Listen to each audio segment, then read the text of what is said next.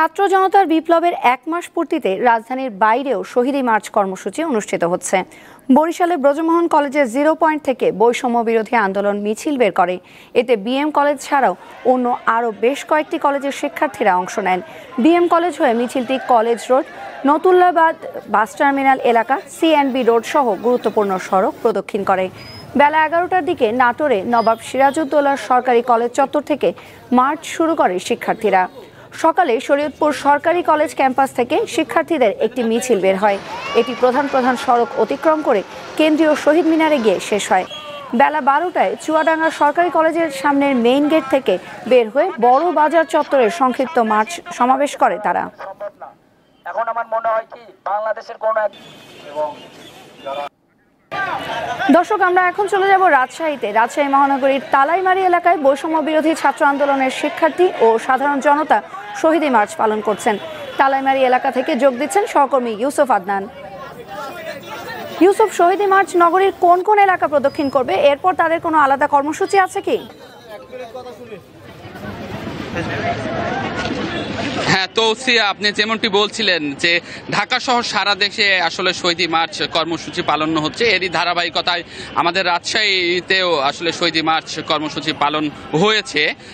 আমরা দেখেছি আজ বিকাল 3:30 থেকে শুরু হয়ে এই কর্মসূচি চলে এবং 3:30টার দিকে রাজশাহী বিশ্ববিদ্যালয়, রাজশাহী প্রকৌশল ও প্রযুক্তি বিশ্ববিদ্যালয়ের বৈষম্য বিরোধী আন্দোলনরত শিক্ষার্থীরা মহানগরীর তালাইমারী নামক স্থানে অবস্থান নেয় এবং এছাড়া Rajshahi college, Rajshahi city college, Rajshahi মহিলা কলেজ এবং নিউ গভর্নমেন্ট ডিগ্রি কলেজে যে সকল শিক্ষার্থী রয়েছে তারাও আসলে মহানগরীর তালাইমারীতে এসে তারা সম্মিলিতভাবে কবিতা আবৃত্তি এবং শহীদদের জন্য দোয়া ও প্রার্থনা করে। আসলে সবেমাত্র এই প্রোগ্রামটা শেষ হয়েছে তৌসিয়া, আমি এ বিষয়ে জানবো রাজশাহীর বৈষম্য বিরোধী আন্দোলনের সমন্বয়ক সালেউদ্দিন আম্মারের কাছ থেকে। আসলে আম্মার, আজকে কি তোমাদের প্রোগ্রামটা ছিল যদি একটু বলতে? আজকে আমাদের প্রোগ্রাম ছিল হচ্ছে শহীদী মার্চ। আমরা দুইটা স্থান ঠিক করা ছিল। একটা হচ্ছে 0 পয়েন্ট থেকে আমাদের শহরের যারা আমজনতা, শুধু ছাত্র জনতা না, এটা আমজনতা যারা এসেছিল এবং তালাইমারির আশেপাশে যারা ছিল তারা তালাইমারিতে অবস্থান নিয়েছে এবং এখানে মার্চ করে এসে তারপরে আমরা এখানে ছিল প্রতিবাদী গান, কবিতা এবং কিছু স্মৃতিচারণের ব্যাপার ছিল। তো এগুলো করে আমরা দোয়া মোনাজাত করে আজকের মতো আমাদের প্রোগ্রাম শেষ করেছি আর কি। আমাদের 1 মাসের যে স্বাধীনতার 1 মাস পূর্তি, কিন্তু আমরা আমাদের শহীদী ভাইদের এখনো পর্যন্ত বিচার পাইনি। তো এই শহীদী মার্চ এটা কিন্তু যে শুধুমাত্র স্মরণ করা এমন না, আমরা জালিমদেরকে স্মরণ করায় দিচ্ছি যে 1 মাস গেছে, আমরা কিন্তু এখনো পর্যন্ত আমাদের ভাইদের ভুলি নাই, 1 যুগ গেলেও ভুলবো না। আমাদের ভাইদের বিচার আমাদের এই জমিনে, এই রাজশাহীর মাটিতে, রাজশাহীর ভাইদের এই হত্যার বিচার রাজশাহীর মাটিতেই করতে হবে এবং বাংলাদেশের মাটিতেই করতে হবে। আমাদের বাংলাদেশের